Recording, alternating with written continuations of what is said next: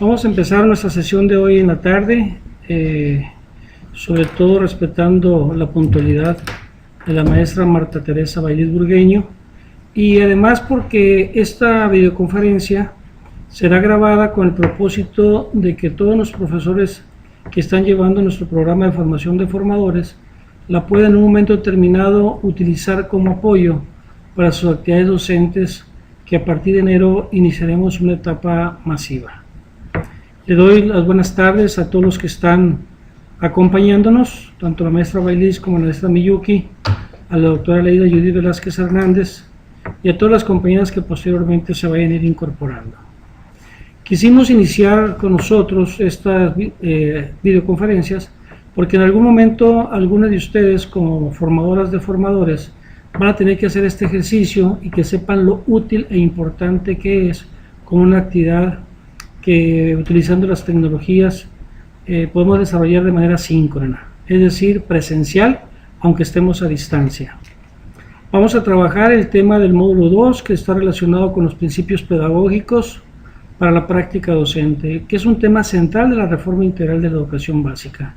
Vamos a apoyarnos en nuestro diagrama, que fue elaborado por la doctora Aleida Judith y un servidor, con la finalidad de facilitarle a todos los profesores de educación básica del nivel preescolar, primaria y secundaria, tener en una sola página, de un solo golpe, las 642 cuartillas que conforman lo que es el acuerdo 592, por el que se articula la educación básica en México, y que además nos permite de esa manera interrelacionar cada uno de los aspectos de la reforma.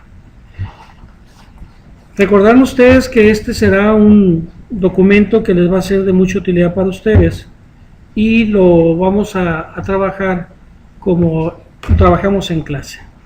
El acuerdo 592 tiene como antecedentes tres muy importantes actividades que en nuestro país se han realizado. En primer lugar, el Acuerdo Nacional para la Modernización de la Educación Básica, como un referente para el cambio de la educación y el sistema educativo.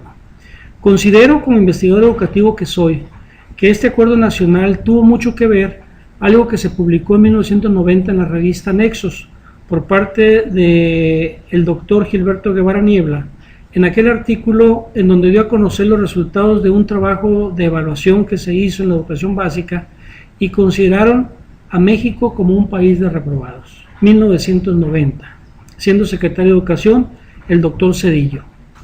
En 1991 se publicó un libro con el mismo contenido, con la finalidad de que el país por primera vez conociera de manera pública los resultados de la educación. A partir de ahí, creo que fue de alguna manera un referente importante para construir este acuerdo nacional para modernizar la educación básica, y porque además era necesario y conveniente plantearnos en el marco de lo que es la reforma, una reforma nacional, aquellas actividades que tendríamos que realizar para mejorar en los procesos educativos. Posteriormente, en 10 años posteriores, 2002, se establece el compromiso social por la educación. Este se suscribe entre las autoridades federales y locales el 8 de agosto del 2002. Entendamos que es en el umbral del siglo XXI, es decir, como una respuesta a los grandes retos que nos traía el siglo XXI, México y todos los países tendríamos que buscar en el aspecto educativo compromisos sociales para mejorar la calidad educativa también y responder a esos reclamos y demandas que la sociedad del conocimiento y la sociedad de la información en un momento determinado nos plantea. Y por último, como antecedente también, está la Alianza por la Calidad de la Educación, que se suscribió en el 2008, esto como un preámbulo de la Reforma Integral 2011 y tomando como referencias lo que vendría siendo la Reforma de Educación Preescolar 2004 y también tomando como referencia la Reforma 2006 de Educación Secundaria y obviamente considerando, aunque no se había concretado, la Reforma 2009 de Educación Secundaria. Y que estas tres, de alguna manera, permitieron que el país tuviera esa alianza por la calidad de la educación. Muy bien. A partir de este acuerdo, Pues en 2011 viene la famosa reforma integral de la educación básica. Y esta reforma de educación básica pretende construir una sociedad de ciudadanos con derechos plenos y que fundamentalmente tiene como propósito, además de mejorar la calidad educativa, de inscribirnos en el siglo XXI, responder a las grandes demandas sociales por una mejora de la calidad educativa, etcétera. También la importancia de formar ciudadanía. Es muy importante entender que las tres etapas de la educación básica, el preescolar, la primaria y la secundaria, en los rasgos del perfil de egreso nos establecen la importancia de contribuir a la formación de los ciudadanos del futuro que este país requiere para mejorar su situación económica, política y social. Obviamente que a partir de una reforma se establece un plan de estudios para la educación básica 2011, que todo el mundo conocemos su estructura y que sabemos que está en 4 etapas, que la primera es la etapa del tercero de preescolar, la segunda hasta tercero de primaria, la tercera etapa hasta sexto de primaria y una última y cuarta etapa hasta el tercero de secundaria. Estas etapas se tienen que relacionar entre sí, que tienen campos de formación. En el caso del preescolar, que es el nivel que nos toca ahora abordar, son 6 campos formativos, y en el caso particular de nuestro diplomado, que es la enseñanza de las matemáticas. Pero independientemente de que sea un tema relacionado con la enseñanza de las matemáticas, este tema necesariamente se relaciona con el resto de los campos de formación que conforman el nivel de preescolar. Posteriormente, nos marcan los principios pedagógicos, que es el tema de nuestra clase de hoy. Y los principios, como lo hemos reiterado, porque es de suma importancia entenderlo, son las condiciones esenciales para la implementación del currículum, la transformación de la práctica docente, el logro de los aprendizajes y la mejora de la calidad educativa. Elementos que muy fácilmente se pueden repetir, pero si los sumamos estos elementos y los combinamos entre sí, pues es la esencia de la reforma integral de la educación básica. Implementar el currículum es implementar todas las asignaturas o los aspectos de los diferentes campos de formación de cada uno de los niveles. Transformar la práctica docente indiscutiblemente es centrar el enfoque por competencias, incorporarnos a la actividad docente con la finalidad de corresponder a los enfoques que la reforma nos plantea. El logro de los aprendizajes esperados, pues indiscutiblemente como el antecedente de los estándares, es una de las actividades que más tenemos que tener en cuenta para contribuir a lograr los propósitos que plantea la reforma y la formación de nuestros jóvenes o niños según la etapa educativa que estén cursando. Y por último, que es, digamos, la culminación por la mejora de la calidad educativa. Y si mejoramos la calidad educativa, indiscutiblemente que vamos a mejorar los indicadores, todos aquellos indicadores nacionales e internacionales que podemos tener en un momento determinado. Porque los estándares particularmente tienen mucho que ver con los planteamientos que el Programa Internacional de Evaluación de Estudiantes, PISA, por sus siglas en inglés, nos plantea para todos los países que somos partes de la Organización para la Cooperación y el Desarrollo Económico, la OSD. Los principios pedagógicos que todo el mundo sabemos que son 12 y que estos indiscutiblemente contribuyen, repito, a la transformación de la práctica docente, a la implementación del currículum, al logro de los aprendizajes esperados y a la mejora de la calidad educativa. Estos 12 principios, independientemente de cómo estén ordenados hoy, podemos iniciar con cualquiera de ellos porque finalmente se interrelacionan con el propósito de contribuir a los rasgos del perfil de egreso. El primero de ellos que tenemos ubicado pues es centrar la atención de los estudiantes y en sus procesos. Ya lo hemos comentado en clases anteriores, es un elemento central que el docente centre la atención de estudiantes como elemento fundamental. No podemos pensar en centrar la atención en nosotros, los educadores, o en el padre de familia, etcétera, sino reconocer en ellos sus características, los elementos que de alguna manera han impactado en ellos, cómo si ellos van en el grado de acuerdo a su edad, explicar situaciones que el niño, algo que yo he insistido mucho en clases, conocer el perfil ¿cómo les llamábamos? Conocer el perfil del niño es de alguna manera tener elementos importantes para poder trabajar con ellos. Las características infantiles que estos tienen, para poder conocer a fondo las posibilidades de estos niños de preescolar con los cuales trabajamos. Todos sabemos que los contextos implican de alguna manera importantes influencias en nuestros jóvenes y niños. En este caso me voy a referir a los niños por el preescolar, aunque pues, los principios pedagógicos son para toda la educación básica.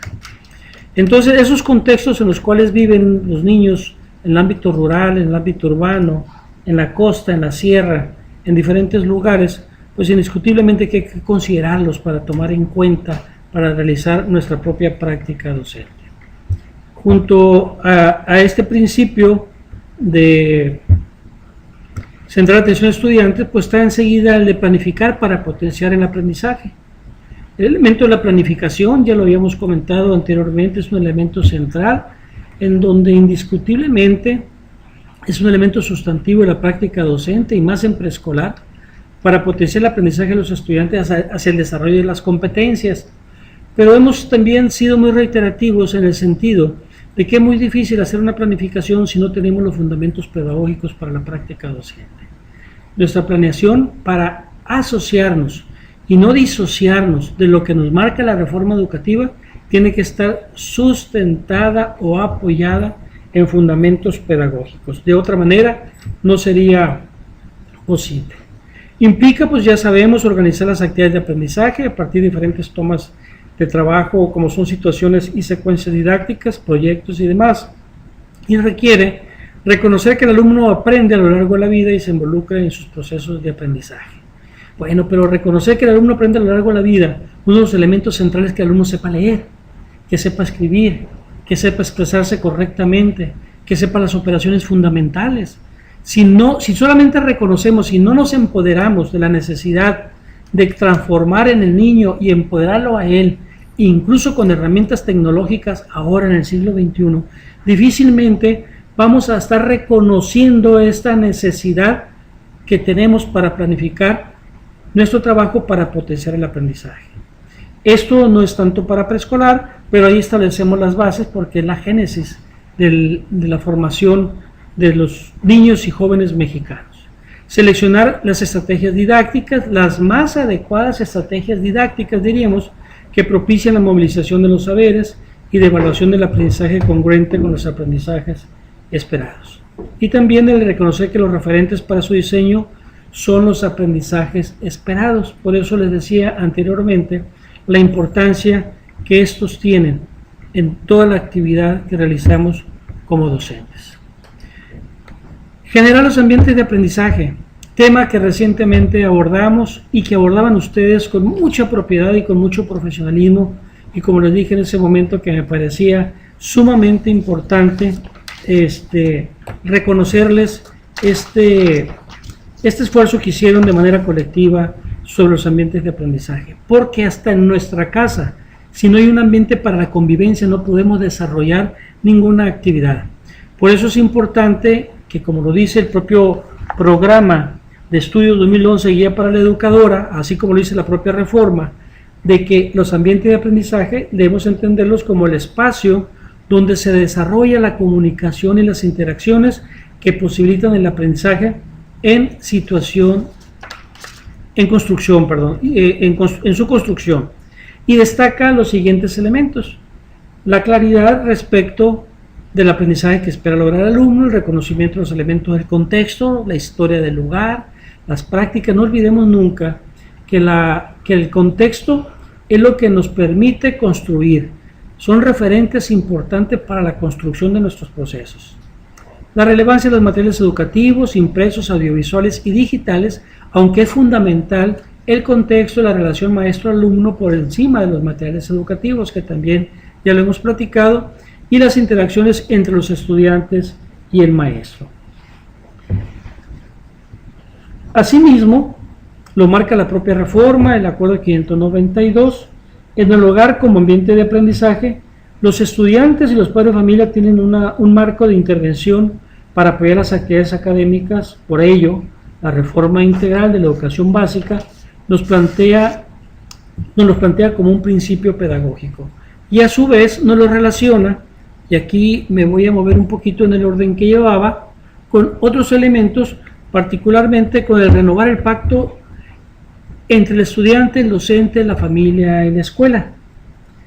Este principio es con el fin de promover que las normas que regulan la convivencia diaria establezcan vínculos entre los derechos y las responsabilidades, delimiten el ejercicio de poder de las autoridades en la escuela con la participación de la familia. Porque si las normas se elaboran de manera participativa con los alumnos e incluso con las familias, se convierte en un compromiso compartido y se incrementa la posibilidad de que se respeten, permitiendo fortalecer su autoestima, su autorregulación y su autonomía. Es conveniente que las normas del salón de clases de la escuela se revisen periódicamente para determinar cuáles son funcionales, no lesionan a nadie y apoyan el trabajo conjunto. Aquí es importante destacar, como lo hemos señalado, que no es posible que los profesores nos hagamos responsables como los únicos responsables de la educación de los jóvenes y niños mexicanos o sinaloenses. Aquí tenemos que involucrar a los padres de familia. Por eso tenemos que renovar el pacto entre el estudiante, el docente, la familia y la escuela. Porque si seguimos nosotros utilizando una serie de elementos de manera muy horizontal, pues indiscutiblemente que esta responsabilidad pues recae fundamentalmente en el maestro. Y aunque lo quisiéramos con sana y buena intención, no va a ser posible que lo logremos. Es importante entender que en la familia, en la escuela, hay elementos sumamente importantes que impactan el comportamiento de nuestros niños. En consecuencia, lo que se inicia en casa, tenemos que de alguna manera contribuir a ello, obviamente lo bueno, o en su defecto, lo que hacemos en la escuela, que encontrar colaboración en casas. Es decir, los niños siempre van a tener en dos personas, en dos adultos, que es el maestro y los padres, los elementos más importantes para su desarrollo. Si no logran ellos tener esos grandes apoyos de estos dos personajes tan importantes para la formación del niño en ciudadano, va a ser muy difícil entonces pedir o decir que nuestro sistema educativo está cumpliendo con sus propósitos y sus objetivos. Tantos unos como otros, los padres de familia como los profesores, apoyados por la sociedad, apoyados por las autoridades educativas, apoyados por todos los que tengamos que apoyar con la finalidad de poder cumplir esa función. Y este principio de renovar el pacto entre el estudiante, el docente y la familia y la escuela también obviamente está relacionado con el otro principio que ya hemos comentado, el de reorientar el liderazgo. El liderazgo es determinante para el aseguramiento de propósitos que resultan fundamentales para la calidad educativa, la transformación de la organización y el funcionamiento interno de las escuelas, el desarrollo de una gestión institucional centrada en la escuela y el aseguramiento de los aprendizajes y en general el alineamiento de todas las estructuras hacia el logro educativo. Pero reorientar el liderazgo implica un compromiso personal y con el grupo, una relación horizontal, no vertical, en la que el diálogo informado favorece la toma de decisiones centrada en el aprendizaje de sus alumnos. Se tiene que construir y expresar en prácticas concretas y ámbitos específicos. Para ello se requiere mantener una relación de colegas que además de contribuir a la administración eficaz de la organización busca cambios necesarios y útiles. Requiere participación activa de estudiantes, docentes, directores, padres de familia y otros en un clima de respeto, corresponsabilidad, transparencia y rendición de cuentas. Esos otros pueden ser agentes importantes que contribuyan en las comunidades académicas de cada una de las escuelas para que estos liderazgos horizontales permeen el conjunto de actividades e involucren y comprometan a todos los sectores, profesores, estudiantes, padres de familia, directores, autoridades y esos otros. Y es importante que lo entendamos como profesores, porque no vamos a poder sacar la tarea si seguimos insistiendo en que nosotros seremos los únicos que podemos hacer este tipo de actividades. Las características de liderazgo que señala la UNESCO y que establece el propio Acuerdo 592 como necesarios a impulsar en los espacios educativos, pues son la creatividad colectiva, la visión de futuro, la innovación para la transformación, el fortalecimiento de la gestión, la promoción del trabajo colaborativo, la asesoría y la orientación. Si esto es de orientar el liderazgo, cambiar el pacto, renovar el pacto entre estudiantes, padres, familia, directivos y demás, podemos contribuir a generar los ambientes de aprendizaje, tenemos que entender que esto tenemos que considerar hasta el tono de voz con el que trabajemos con los estudiantes y particularmente con los niños.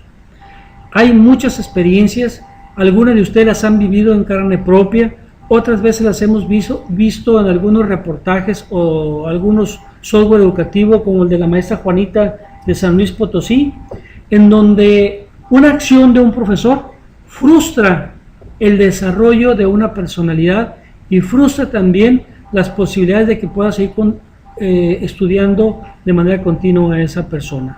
Recordemos que la mayor frustración de la maestra Juanita fue haberle golpeado el pupitre a la alumna con una vara, con una regla, de tal manera que la asustó a tal grado que jamás pudo superar ese problema. Y la frustración de ella es porque esa niña jamás regresó a la escuela a terminar su primaria. Pues en consecuencia, le imposibilitó muchas cosas del desarrollo que pueden tener. Por ello, es muy importante que consideremos estos primeros principios con los cuales hemos trabajado.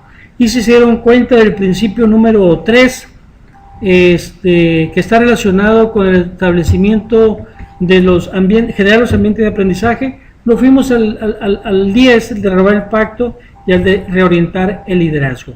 Aquí quiero hacer una pausa con la finalidad de dar oportunidad de que ustedes mismas me puedan hacer algunas preguntas o hacer algunos comentarios al respecto.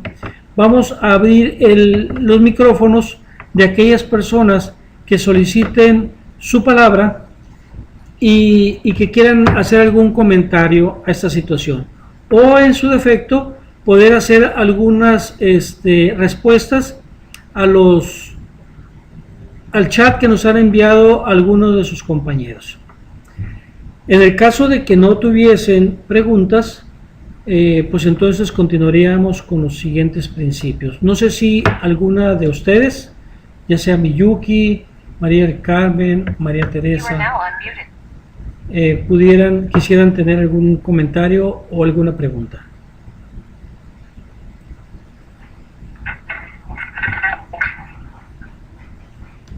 Muy bien, parece que no es así, entonces vamos a continuar. ¿Sí? ¿Alguien quiere participar? Es que se oye como un ruido de bocina, pero parece que no entra correctamente. María del Carmen, ¿quiere usted participar?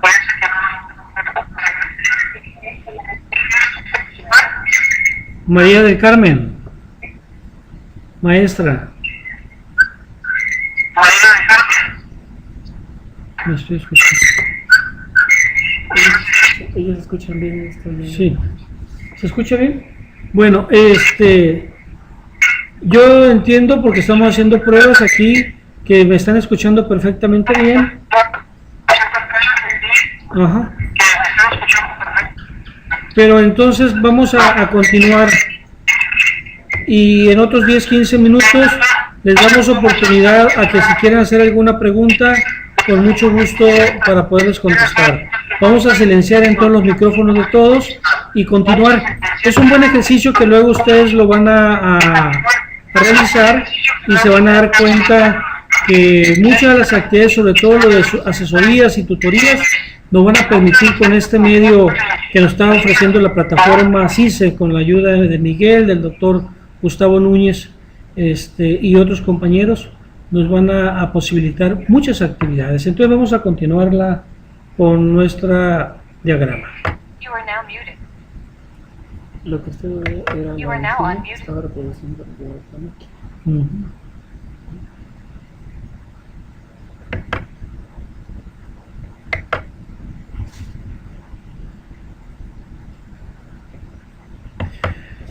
Muy bien. El otro elemento, continuando con los principios pedagógicos, pues el trabajo en colaboración para construir el aprendizaje. Yo creo que es un elemento fundamental. Hemos reiterado muchas veces, ustedes mismos me lo han dicho, que no entendamos como el trabajo de colaboración el juntar en mesas de 4, 5 o más niños para que hagan alguna actividad, sino que realmente cumpla con esas características que son tan importantes, que los niños en principio contribuyan. Los colectivos se hacen de individualidades, o sea, se hace de personas, de individuos. Las capacidades y las potenciales de cada individuo hacen buenos, malos o regulares a los colectivos. Si los individuos son buenos, indiscutiblemente que los colectivos van a ser buenos. Si los colectivos no son de niños o de profesores que estén adecuadamente capacitados, pues difícilmente podemos ser un colectivo que no esté así. Pero cuando se combinan algunos estudiantes o profesores capacitados, buenos, bien informados, con otros que no lo son tanto o no lo son, pues estos ayudan como pares a que los otros puedan mejorar incluso sus niveles de manejo pedagógico, el aspecto que quieran desarrollar como docentes o como estudiantes. Y entonces, pues lo que se pretende es orientar las acciones para el descubrimiento, la búsqueda de soluciones, coincidencias y diferencias, con el propósito de construir aprendizajes en colectivo y que alude tanto a maestros y alumnos. Yo recuerdo, y quizás alguno de ustedes del último grupo que tuvimos en el Centro de Ciencias, cuando estábamos viendo un video, porque las colaboraciones no solamente tienen que ser formales, a veces son hasta espontáneas, y sobre todo en niños de preescolar, por eso dejemos a los niños que actúen con sus iniciativas. Recuerdo que estaba pasando una de nuestras compañeras educadoras su experiencia de haber videado su situación de didáctica, ahora situación de aprendizaje, y que una niña al pasar al pizarrón se le atoró, no podía, y un niño se levantó rápido a quererle decir, y la maestra lo jaló de la camisa y le agarró la mano para que no le dijera nada, y todos hicimos entonces la maestra, yo sé que me equivoqué, ahí debí haber dejado cómo este niño de manera emergente entraba a colaborar con su compañera y que estaba contribuyendo precisamente a resolver un problema que ella no podía atender en ese momento, ¿no? Entonces, en ocasiones nuestras iniciativas, nuestras formas de percibir el que el niño pueda contribuir de manera espontánea a este tipo de actividades, pues hay que darles abierta cancha para esta situación. Las características que la escuela debe considerar para enriquecer sus prácticas por medio del trabajo colaborativo es que sea inclusivo, que defina metas comunes, que favorezca el liderazgo compartido, que desarrolle el sentido de responsabilidad y corresponsabilidad y que se realice en entornos presenciales y virtuales como el que estamos usando el día de hoy en tiempo real y asíncrono. El tiempo real es el síncrono, que es el que estamos utilizando hoy. Nosotros ya lo habíamos visto, esto es un principio que lo maneja y por eso la plataforma tiene estos elementos con la finalidad de que estas actividades síncronas sean de alguna manera más comunes en nosotros. Es nuestra primera conferencia como diplomado, pero de aquí para adelante vamos a tener muchas más. Tengan ustedes por seguro. El otro principio de poner énfasis en el desarrollo de competencias, el logro de los estándares curriculares y los aprendizajes esperados. Fundamental, ¿no? Acuérdense de las tablas, aquellas tablas que trabajamos en donde a partir de los contenidos temáticos esperamos aprendizajes, competencias, aprendizajes y estándares.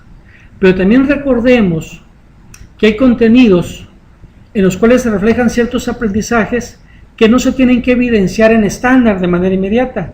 Incluso contenidos que se ven en preescolar y en primero de primaria se pueden evidenciar hasta segundo o tercer año de primaria. Esto significa que son antecedentes necesarios, indispensables o previos para atender otro tipo de contenidos que están en los ciclos o grados posteriores. Entonces, me parece importante que nos quede claro que debemos de poner énfasis en el desarrollo de estos tres importantes elementos que la reforma nos plantea. Debe haber muchos más, pero esos son los más relevantes, los más importantes: el desarrollo de las competencias, el logro de los estándares curriculares y los aprendizajes esperados. En consecuencia, cada uno de nosotros tenemos que trabajar con la finalidad de ver cómo ponemos en práctica estos tres elementos que la reforma nos los ha venido planteando como uno de los principios pedagógicos para la práctica docente o para la reforma curricular.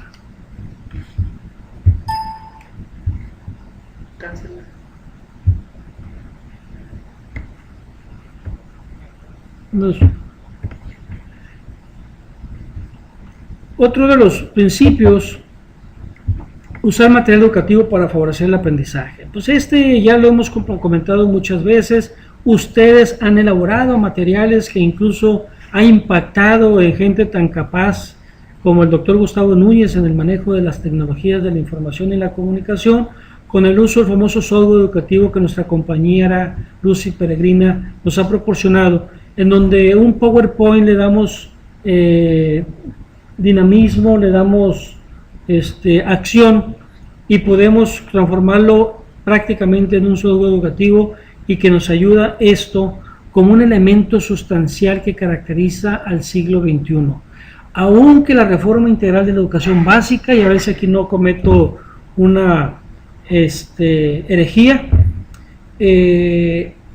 no contemple al nivel preescolar en habilidades digitales, la UNESCO establece para todos los profesores o académicos de este planeta el uso de las tecnologías de información y comunicación como competencia básica del docente.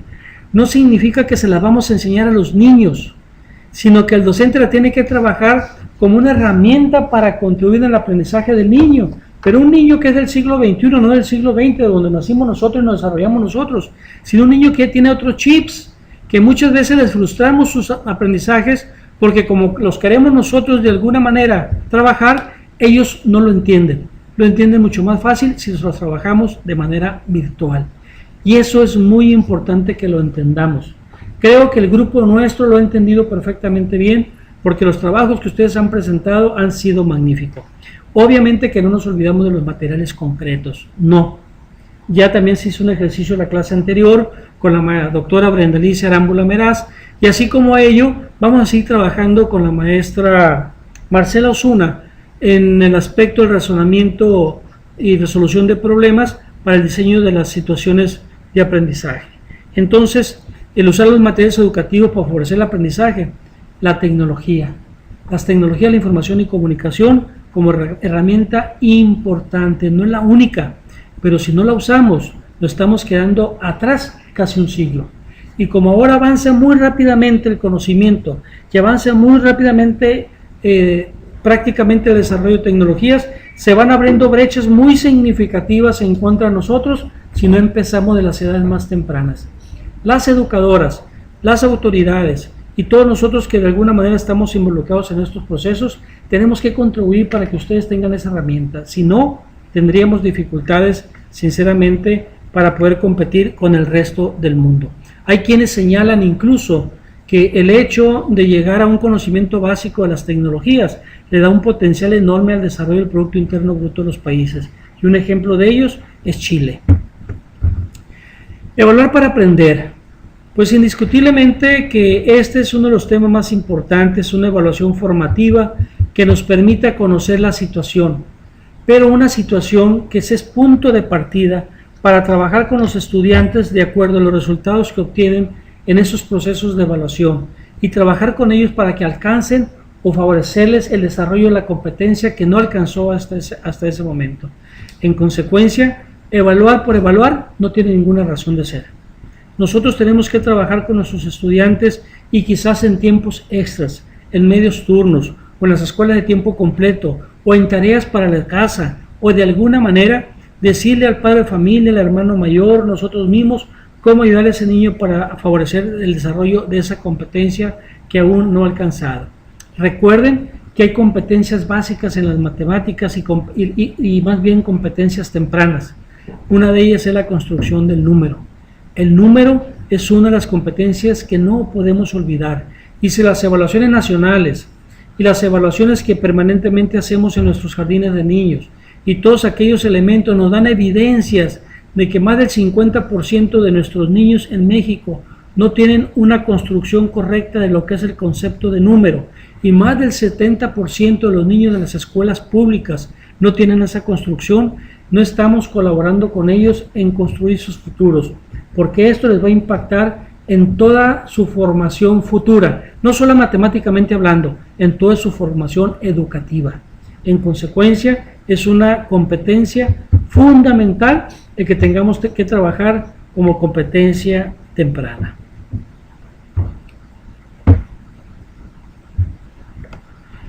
Otro elemento, otro principio que hemos platicado, favorecer la inclusión para atender a la diversidad. Es un elemento sumamente importante que ya lo hemos platicado muchísimo.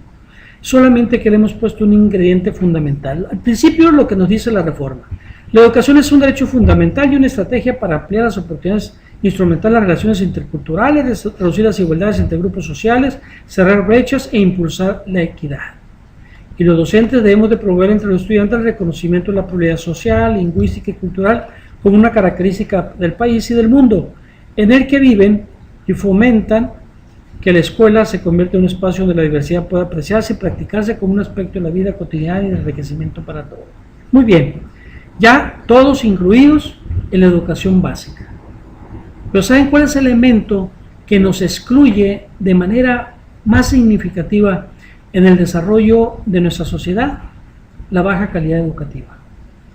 Es un elemento que tenemos que analizarlo de manera adecuada como docentes que somos, porque si los tenemos en la escuela, pero no los podemos incorporar al desarrollo social producto de sus niveles con que egresan de la escuela, que no tienen las competencias para competir con el resto de los ciudadanos o el resto de los países del mundo, a lo único que los llevamos es a una miseria prácticamente segura.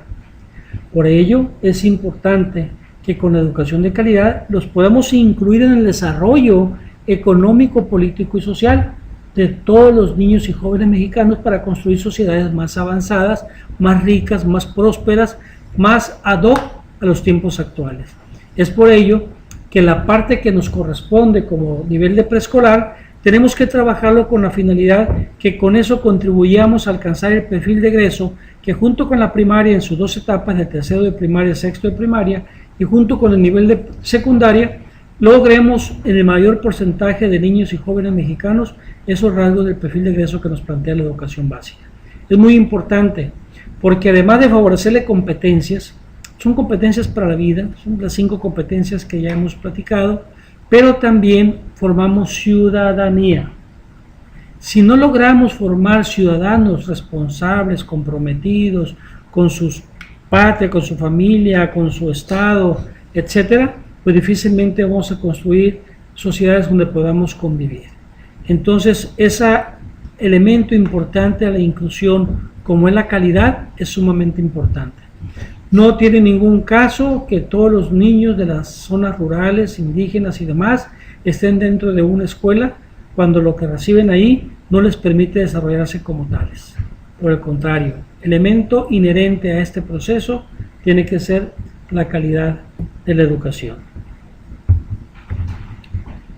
El otro principio, incorporar temas de relevancia social. Pues hay tantos temas, ya recuerden ustedes la visita del doctor Gustavo Núñez Esquer acerca de los valores. Infinidad de aspectos que tenemos que abordar y que el propio programa de preescolar 2011 nos los ha señalado. Es un elemento fundamental, los valores. Y los temas de relevancia social, junto con los valores, como viene siendo el de la contaminación o medio ambiente, el problema de violencia y la familia, etc. Estos temas de relevancia social deben derribarse los retos de una sociedad que cambia constantemente y requiere que todos sus integrantes actúen con responsabilidad ante el medio natural y social, la vida y la salud, la diversidad social, cultural y lingüística.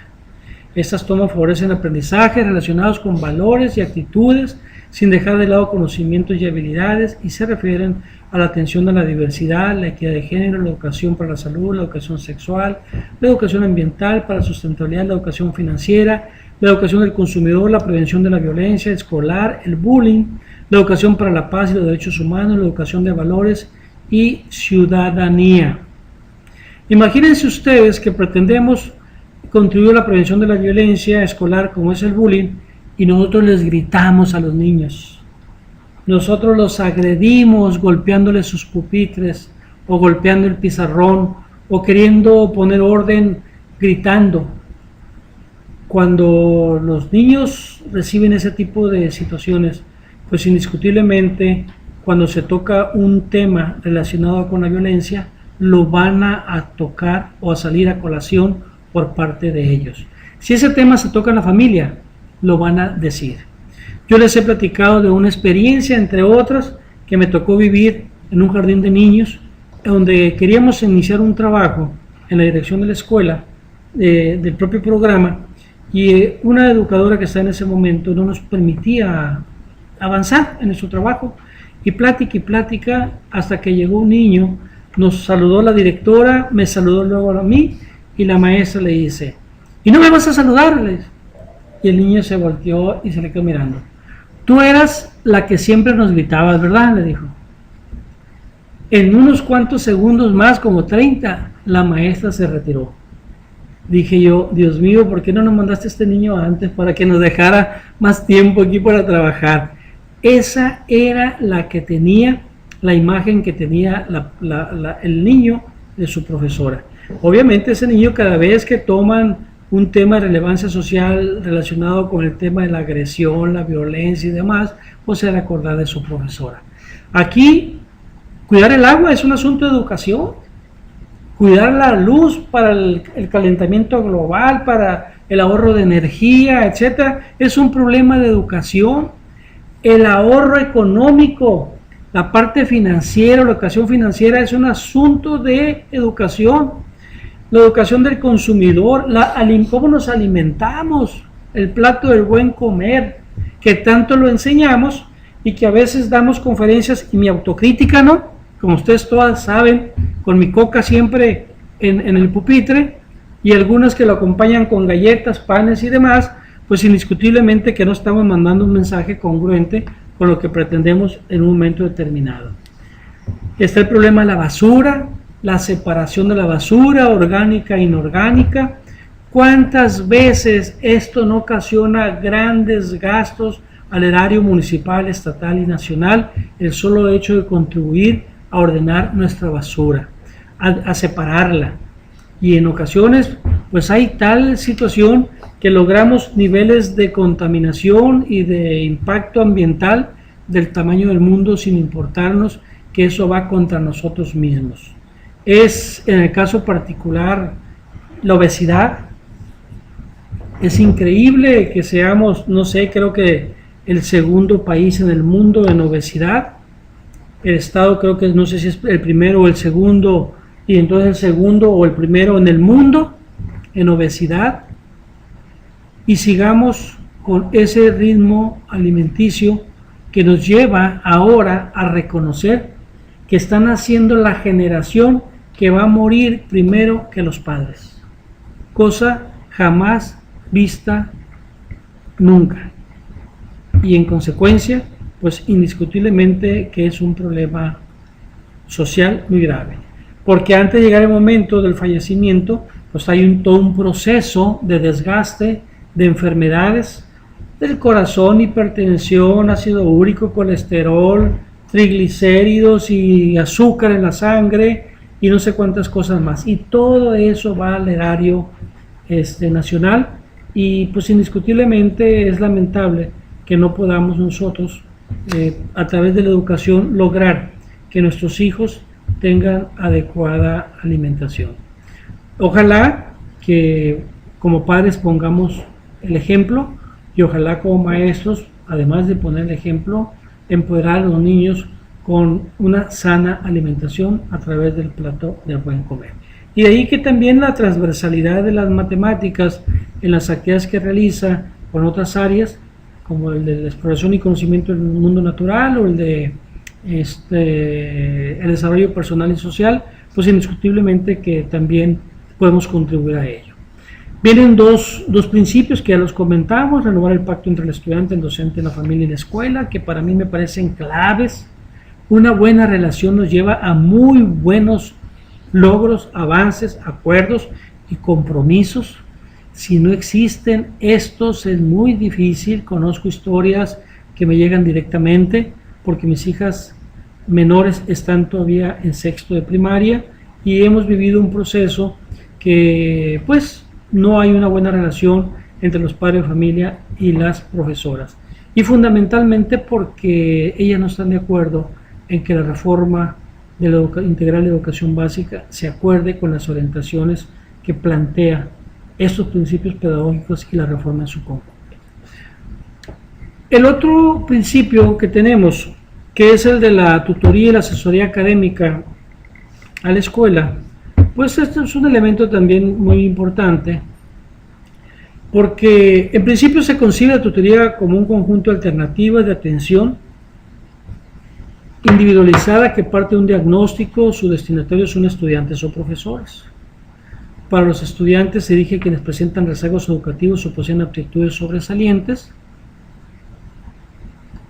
o deficiencias también, y para los maestros se implementan para solventar situaciones de dominio específico de los programas de estudio. Ahí la colaboración entre pares, entre colegas, es sumamente importante, pero no una colaboración aislada, sino es importante que haya tutores. Tenemos asesores técnicos pedagógicos que deben darle seguimiento y continuar el trabajo de nuestras educadoras, sobre todo en el marco de una reforma integral de educación básica, que es sumamente importante que cada vez que haya esta modificación, cambio a través de las reformas, haya estos procesos de asesoría o de acompañamiento.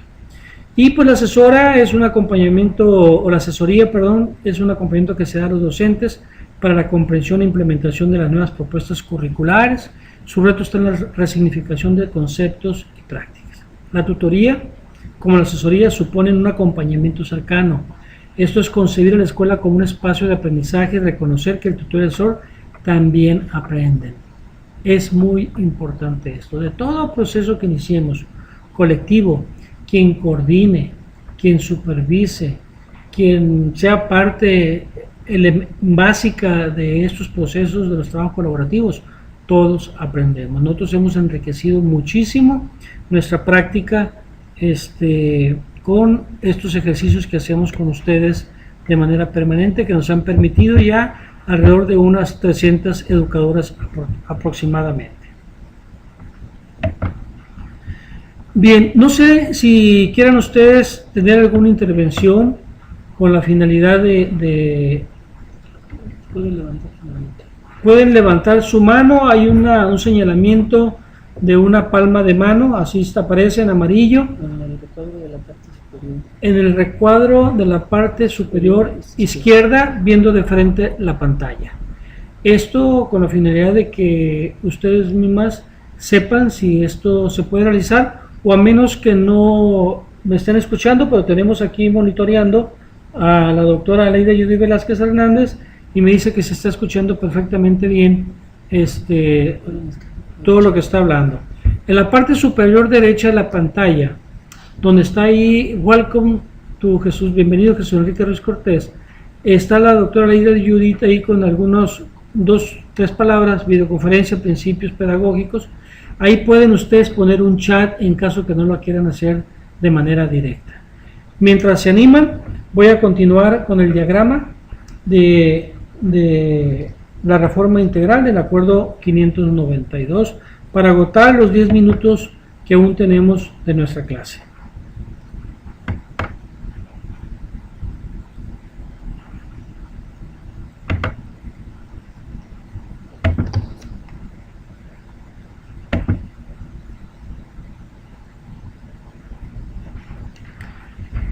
Muy bien, entonces nuestro diagrama, después de los principios, están las competencias para la vida, que son esas 5 competencias que ya hemos platicado anteriormente, que ya nos hacíamos referencia a alguna de ellas, ¿no? Que cómo es posible que pensemos que el muchacho sin saber leer va a aprender para la vida, ¿no? Es algo que muy quimero. Entonces estas competencias, aquí tengo un problemita con la máquina, pero ahorita No salimos. está disponible la liga. ¿No está? Esa no está disponible. Bueno, parece ser que la Liga de Competencias para la Vida no está disponible ahorita. Ah, sí, ya aquí llegó. Ya llegó, quién sabe. Está nerviosa porque dice que se metió, pero no. Lo que pasa es que lo que está viendo es el diagrama. Bueno, pues no, creo que sí. Entonces, en los 3 niveles de educación básica, tanto en preescolar, primaria y secundaria, a lo largo de la vida deben desarrollarse las competencias que se presentan a continuación, procurando que se proporcionen oportunidades y experiencia de aprendizaje significativa para todos los estudiantes. Competencias para el aprendizaje permanente, ya lo dijimos, que para su desarrollo se requieren habilidad lectora, integrarse a la cultura escrita, comunicarse en más de una lengua, habilidades digitales y aprender a aprender. No más eso, ¿no? Requiere habilidad lectora, etcétera. Competencias para el manejo de la información. Su desarrollo requiere identificar lo que se necesita saber, etcétera. Competencias para el manejo de situaciones. Voy un poquito rápido para poder concluir en el tiempo que me queda. Y competencias para la convivencia, que son elementos trascendentales hasta para nosotros mismos, así como las competencias para la vida en sociedad. Estas son las competencias para la vida que nos planteamos. El perfil de egreso pues es un elemento fundamental, es el referente que debemos de tener siempre prácticamente. Plantea algunos rasgos esenciales que los estudiantes deben demostrar el término de educación básica, como garantía que podrán desenvolverse satisfactoriamente en cualquier ámbito en el que desean continuar su desarrollo. Y alcanzar los rasgos del perfil de egreso es una tarea compartida para el tratamiento de los espacios curriculares que integran el plan de estudios, es decir, es una tarea compartida entre el preescolar, la primaria y la secundaria. Y el logro podrá manifestar al alcanzar de forma paulatina y sistemática los aprendizajes esperados y los estándares curriculares. ¿Por qué? Porque a través de estos aprendizajes esperados, estos estándares, ¿cómo los evalúan? La evaluación nacional y la evaluación internacional se reflejan en ellos. Enlace y escale están en los aprendizajes esperados. Por eso les comentábamos en la clase anterior la importancia que tiene el examen escale, porque ahí nos dicen incluso hasta qué nivel trabajamos cada uno de los contenidos temáticos de acuerdo al programa de educación preescolar. Si es un nivel avanzado, medio, básico o por debajo del básico.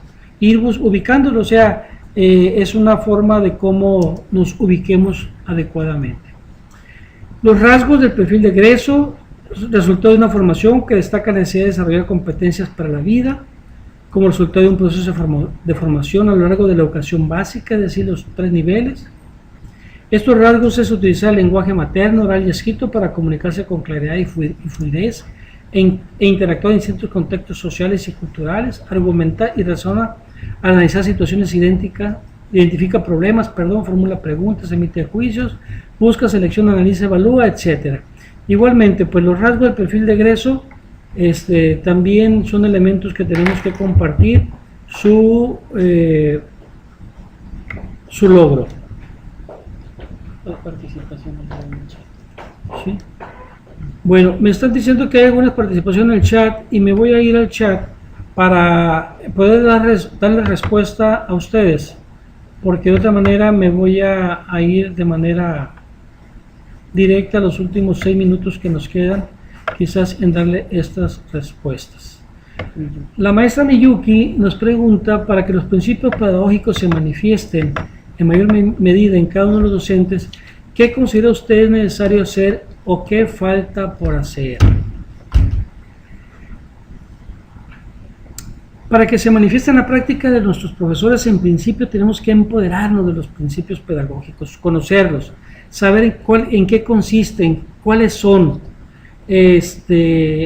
A un profesor en su práctica docente, pues es necesario, creo yo, que se le trabaje en procesos de capacitación y actualización un poco más rigurosos, es decir, a meterlos en dinámicas de estudio y trabajo y en ejercicios de actualización que le permite afianzar muchas cosas, porque no vamos a empezar de cero con ningún docente en servicio.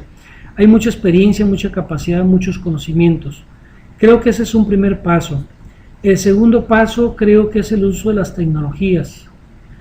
Cada uno de estos dos ejemplos que estoy poniendo o aspectos tienen que ver con algunos de los principios. El tercero, descobijarse de esos liderazgos viejos verticales. Saber que el compartir un liderazgo, porque son liderazgos colectivos, contribuyen y facilitan la posibilidad de lograr las metas y los objetivos trazados en la reforma de la educación básica, que no es posible, aunque nos veamos muy, no sé de qué manera dibujarlo, quedarnos con la losa de que nosotros somos responsables de la educación de los niños y jóvenes mexicanos.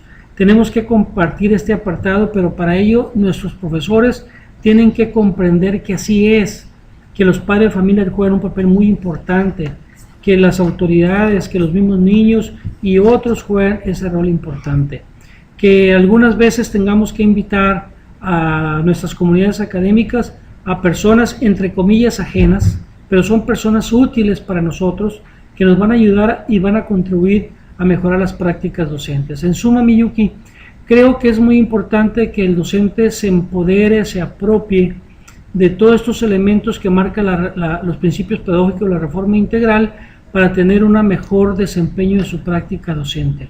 Y un elemento central que nunca podemos dejar de lado es que tengan un manejo de la parte disciplinar.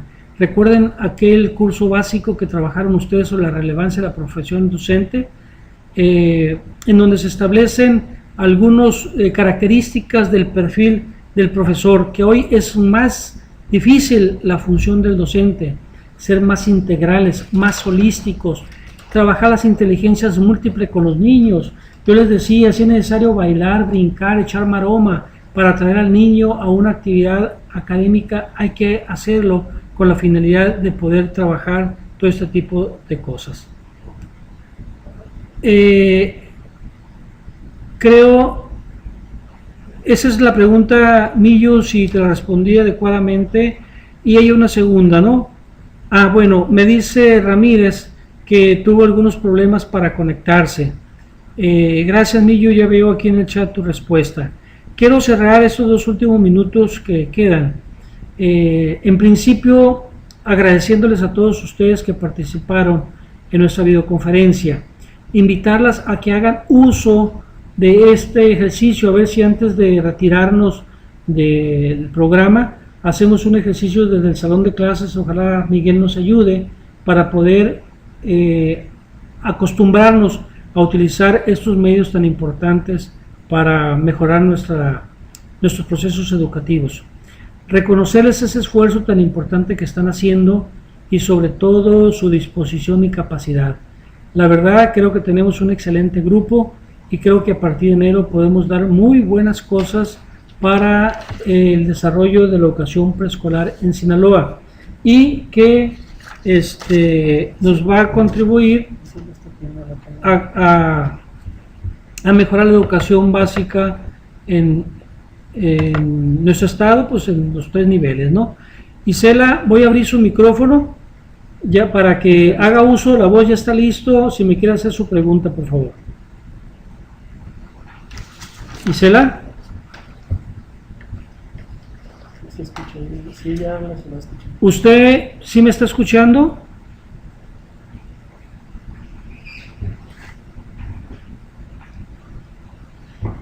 Bien.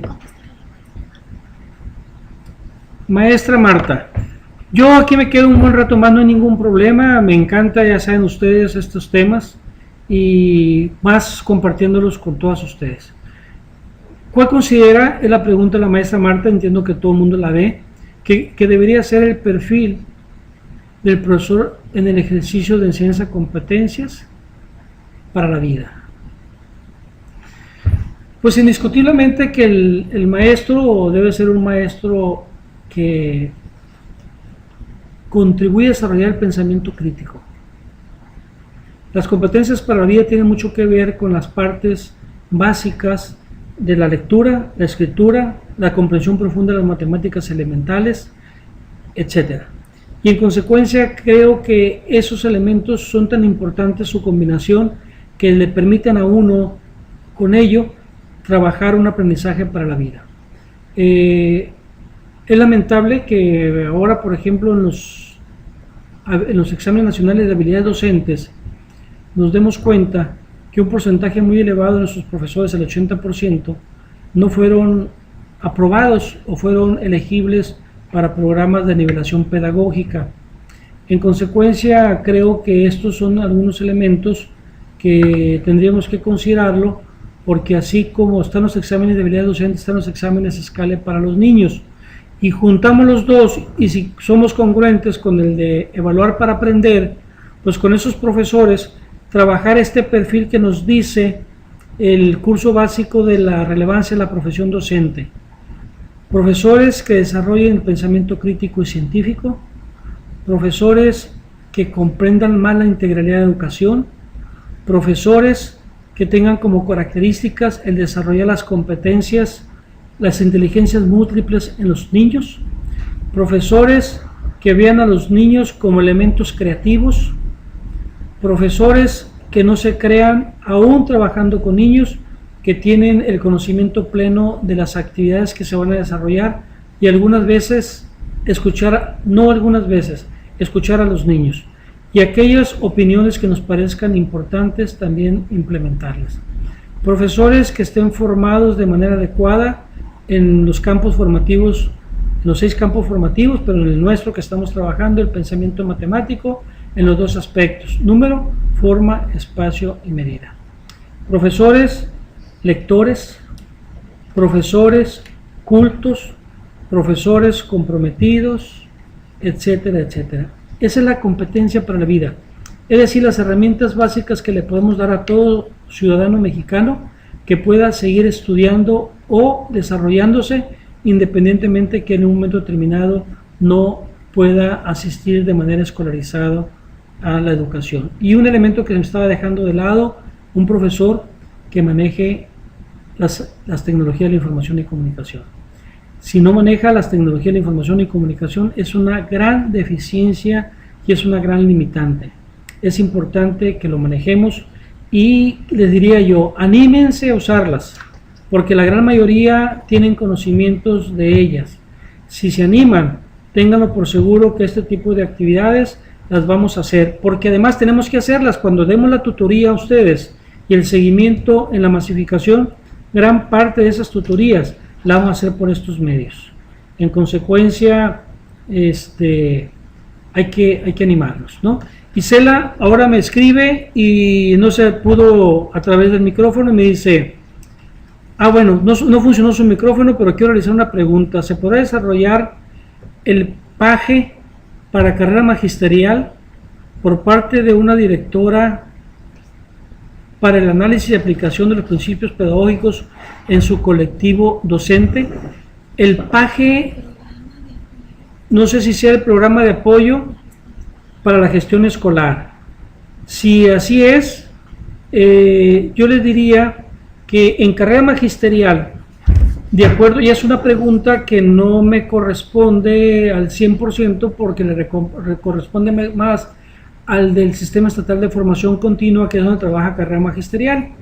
Y en carrera magisterial se establece en el catálogo nacional los programas que, como los nuestros, pueden trabajar no solamente la supervisora, la directora, las educadoras, sino todos los profesores que están en estos procesos de carrera magisterial. Para el caso de preescolar y secundaria, pueden ser cualquiera de los que ahí aparecen. Para el caso de las primarias, solamente lo que les indiquen las trayectorias formativas que ya están establecidas para este nivel educativo. En consecuencia, esa es la respuesta que te podría dar, Isela, y les agradezco muchísimo su participación. Si no hay ninguna otra pregunta, yo abriría el audio a todos ustedes para que nos demos un aplauso y una felicitación mutua para que esta sea una primera de muchísimas videoconferencias más que tengamos trabajar. Buenas noches y gracias a todos. Un aplauso.